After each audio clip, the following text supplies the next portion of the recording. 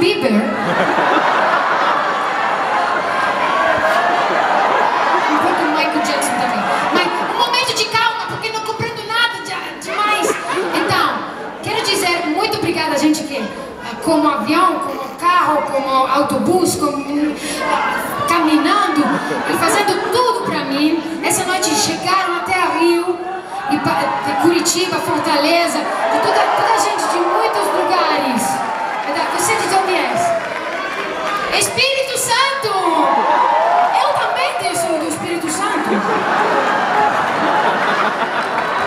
Você é lindo. E agora então, quero dedicar para vocês o momento que chega a hora, porque você tem uma cara, uns olhos, um cabelo. Por que você tem uma malha de Barcelona? Mas em Barcelona joga gente de Brasil? Isso. Também no Milan, no meu equipe. Passaram a fazer uma história junto, italianos e de gente de Brasil. Né? Mas agora começa a festa.